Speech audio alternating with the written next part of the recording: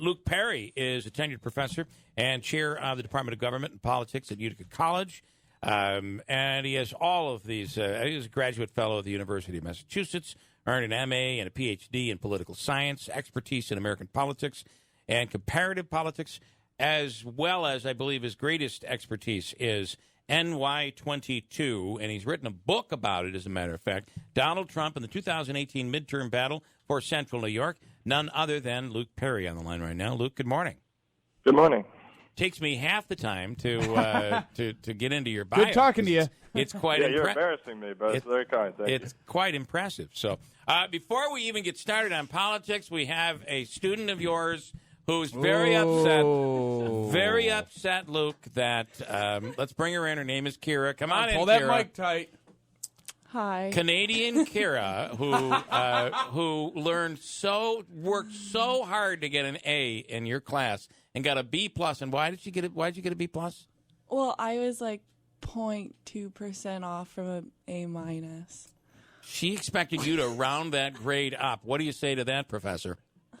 Well, legally, I'm not able to talk about the grading of any student, but I do round up. That is my general practice. Oh. I'm not sure what the situation is. Well, she is still angry about this, I have to tell you. I I understand. Her argument, okay, Luke, her argument is that, being a Canadian citizen and being a student in America, to get a B plus or close to an A minus in an American government class is pretty impressive. Yeah, that's a good grade. Yeah. I mean, C is satisfactory. Obviously, D and F is below and failing. So, a B and A, those are great grades. Those are great grades. So congratulations on that, Kira. I was going to make a joke about the grades and the exchange rate, conversion factor. But I kind of B plus is actually an A plus. I hit her hard in the 6 o'clock hour, and I don't think she was happy with me. So I decided not to go down that road, Luke, and we're just going to leave it at that. But it shows you have a very diverse student population at Utica College, and it is interesting. I never really thought about it, but Kira's brought up in a different government, and I think, Luke, it's hard for people. We just look at Canada and say, oh, everything is just like the United States. But Kira can certainly confirm that, and so can you. It is not. The governments are very much different, right? Certainly, yeah. I mean, I think Americans tend to think of America as a model for democracy, and in some ways it can be considered as such. But actually, the way our democracy works is much different than most Western democracies. Yeah, very interesting. We can get into that on another day. I'm sure we'd all get D pluses on that grade. But here we go. So talk about your book, Donald Trump, the 2018 midterm battle for Central New York. This was all about us here. This was something.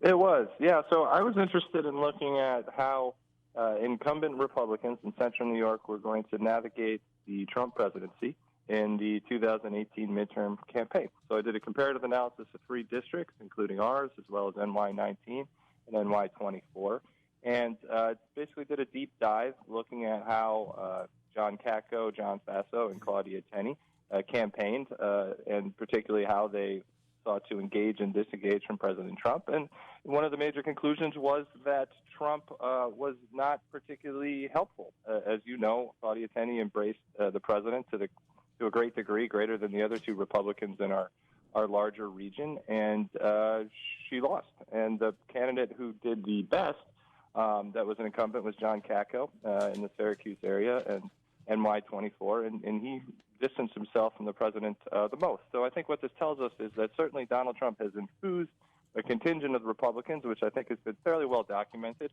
particularly by national journalists. Yeah. But he's also divided the party, and I think we've saw that locally to certain degrees, where someone like Anthony Brindisi can benefit from that in a close election, even though he's a Democrat in an overwhelming Republican district.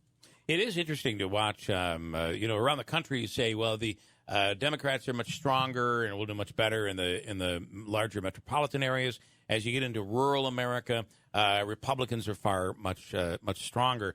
But you really see that. Just take NY22. You see that in the 22nd Congressional District. The rural areas, the counties, the more rural areas tend to lean Republican. The cities tend to lean Democrat. But ultimately, that makes this a pretty moderate district, right, at the end of the day? Well, I think it's a moderate conservative district. I would add conservative to that. Yeah. because it is a 30,000 Republican registered voter advantage. And I think you're right. The rural portions of the district are thoroughly Republican, and the urban ones are thoroughly Democrat. And that's where the battle for the suburbs, I think, are most interesting. And that's where I think you find a fair amount of the disaffected Republicans, those who don't care for the president's antics and are inclined to support somebody else who has a different vision of leadership and representation. I'm going to ask you. At this point, we already have 3 Republicans in the NY22 race. You talked about how Claudia Tenney approached the election with Trump in office the last time around. Is this a sign that either Republican leadership in the district or in New York State are basically saying we need to move away from this? We're throwing candidates out there early. She has not announced whether or not what her intentions are. We need to step away from her style, or no. Well, remember, Brindisi came out very early, too. Yes. But and then I'll throw some other a part B to his question. So answer that one first, if you could. What are your thoughts? Sure. I think Brindisi came out early to raise money, knowing that with Penny being on the Financial Services Committee, that was going to be something he needed to focus on. I think the congressional campaign committees are very important when it comes to recruiting candidates, particularly in competitive districts like ours. So I imagine the NRCC, the Republican Congressional Campaign Committee, has already reached out to Claudia Tenney and encouraged her to run. They tend to focus more on the numbers, and they're looking at an incumbent who narrowly lost and say, hey, we can make some adjustments, then perhaps she could win this time. So I think the 3 candidates who have merged are not coming from the formal national party apparatus. George Phillips has run a couple times before. I think he declared early to get out ahead of any other candidates. Franklin Sager seems to be a new candidate who wants to be an outspoken supporter of Donald Trump in this primary. And then I think Steve Cornwell has sort of the political backing and a base that would probably at this point be more competitive than the other 2, coming as the district attorney in Broome County. And so he would be more a conventional candidate in some ways, given his political experience and where he's trying to go with that. So I had spoken with a Republican operative, if you will, is what we'll call him. And he said that the National Republican Committee did not want Claudia Tenney to win, to run. That they felt that she was not the best chance to knock off Brindisi. What I'm hearing is that Steve Cornwell seems to be the chosen one from the NRCC. What do you think? What do you think about that? A couple months ago, I heard a little bit differently, so maybe their tune has changed. That would be interesting. I mean, there are advantages and disadvantages to Claudia Tenney running again from a Republican perspective. Advantages are she's proven that she can win the seat. She's got name recognition. She's got fundraising ability. So that makes a lot of sense. I think that the concerns that Republican Party leaders, particularly at the national level, would have is that incumbents overwhelmingly in the House get reelected. Even last election, when it was a landslide for the Democrats, the vast majority of Republicans were reelected. Just 15% were not, and she was in that 15%. So you have to look at that and say, well, how does that happen? If the odds are so great that Republicans are getting reelected, and this is a Republican district, maybe it's good to go in another direction. But at the same time, as you all know, having these folks come from the southern part of the district, I think it's going to be a very difficult path for them generally, because even if someone like Cornwell does a little bit better in Broome County, it's still an overwhelmingly Democratic district. Yep. And what other gains he might make there, I don't see how they offset the spike that's going to happen in Oneida County, most likely for Brindisi. He won it narrowly last time, but if he's running against someone down district, that margin's probably going to grow. So Yeah. I think that's a difficult challenge for Republicans from down district. There's just no doubt. Advantage incumbent, period. It's not saying the incumbent's always going to win, but certainly they have the advantage. Well, I tell my students, since you began the segment that way, when I teach incumbency advantage, I say, imagine this. You walk out of this classroom, somebody comes up to you and asks you about any House race next election cycle, and they ask you who's going to win. And you can make an informed prediction without knowing where that place is, who's running, anything about the district, anything about the politics of the area. If only you ask, who's the incumbent? And they say so-and-so, you say, I think that person's going to win. And 9 out of 10 times you're going to be right. 9 out of 10, yep. That's crazy. Luke, is there another Oneida County Republican that could emerge that would have the level of name recognition, support, fundraising ability like a Claudia Tenney, or is she for this county? Not that I'm familiar with. I mean, I think Cornwall was, as you referenced, was sort of the one that people were kind of looking for to be a serious contender. And so I don't know, and I haven't heard of anyone else kind of emerging. I mean, it's a holding pattern kind of to see what Claudia Tenney does. If the question is hypothetical, it has to be willing. Because a Pacenti or a Griffo, right. somebody like that could give certainly a challenge, I guess. But you'll never see that happen because they all seem to be aligned. Republicans and Democrats do work together. There seems to be that outlier part of whether you're Republican or Democrat. There are the outliers in Oneida County versus those that seem to be united in their vision of moving the county forward. It's kind of interesting here. Right, and I think the two people you referenced aren't interested in running. And they're not interested. At this point. Yep. And then I just want to say the president's approval rating is at a pretty much a high. If you look at the polling, the general polling, obviously there have been some that show high, some that show low. But on the average, he's about 44-45% right now. Obviously, Hillary Clinton did not aspire people to get out and vote nationwide. But at that 44%, it would seem that the Democrats have a chance at victory here. How do they blow it? Well, anything's possible for sure. I mean, I look at the presidential race as sort of a mathematical contest where, candidates are trying to win states to get to the magic number of electoral college votes they need. And I think at this point, what Donald Trump did in regards to the electoral college vote is going to be very difficult to replicate. To his credit, he did an incredible job of flipping states like Michigan and Wisconsin, winning Pennsylvania, and particularly the first two of those came as a surprise because the Democrats had won Michigan and Wisconsin and were anticipated to do so again.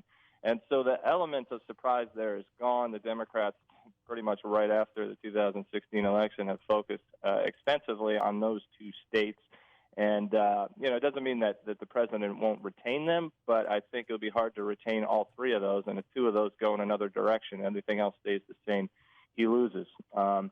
So I think I have been a little bit surprised by the Democratic primary. Obviously, the primary candidates are appealing to more ideological voters because those are the ones who will turn out. But clearly, I mean, honestly, it's only the first debate, but it's not the same Democratic Party as under Bill Clinton or Barack Obama. Right. And, how stark that was in the first debate was a bit striking to me. It'll be interesting to see as the field narrows if that continues. Obviously, that will depend a lot on who remains in and who's out. But I think to answer your question most directly, it's trying to chart a course that has the greatest appeal, particularly in these states they need to win. And I think that's more moderate and less liberal. Finally, I want to ask you about the Supreme Court's basic decision that when it comes to gerrymandering, that is something that should be decided amongst politicians, not necessarily in the courts. Do you agree with that? And what repercussions come from that, do you think? Well, I'll work backwards. I think the repercussions are that basically the Supreme Court green-lighted state elections to have a much greater importance in the sense that political partisan gerrymandering is basically okay and it's legal, and now both sides, I think, are going to heavily focus on winning state elections, particularly in major census years like 2020, because then they can redraw the districts that need to be redistricted in the way that benefits them. The Republicans, as you may recall, did great in 2010. That was Obama's first midterm. They won a number of seats in regards to the House, and they also did incredibly well at the state elections, and then they drew districts that favored them for the last decade. I think Democrats are now in a position to do the same thing. 2020 is shaping up as an election that's going to be a boon for Democrats, perhaps at the national level, also at the state level, and I think what they're going to do the same thing the Republicans did. So whether that's something that the Supreme Supreme Court should have ruled differently. I mean, I think there's good arguments on both sides. John Roberts basically said that this isn't the job of the courts to do, and there's no standard to determine, well, what is partisan gerrymandering and what isn't. Yeah. So, I mean, I think that's reasonable, but I also think this is a political problem, and I don't think we can count on the people with the power to regulate themselves and stopping this. So. Very interesting. Not a decision that I really expected to come out of the Supreme Court, but it is what we're dealing with, and that means advantage incumbent even more so in these districts across the country, statewide. Luke Perry, as always, you're informative and insightful, and we appreciate it, and we will do it again real soon. Thanks so much. All right. And again, the book, by the way, is out there available, I'm assuming Amazon, all over the place? That's correct. Okay. Thank you, Luke. We appreciate it. And the name is... And Kira thanks you, too, by the way, your former student. So. All right, thank you. The book is Donald Trump and the 2018 Midterm Battle for Central New York. How do you feel about that, Kira? He's saying that this is general policy.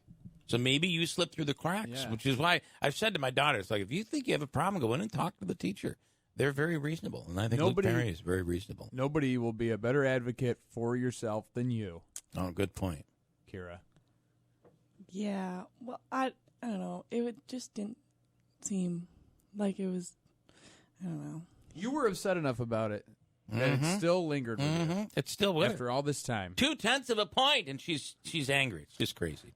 All right, Kira, thank you. You're not angry. No, I had a lot going on. I had hockey, so it was just kind of you're blocking shots. You can't be worried about, let's be honest. Although, are you a goalie? No. Oh, you're not even a goalie. You're shooting. I still block shots. You do still, right? Sometimes you just got to get there and get in it. Yeah. Explain me icing later on. We'll talk.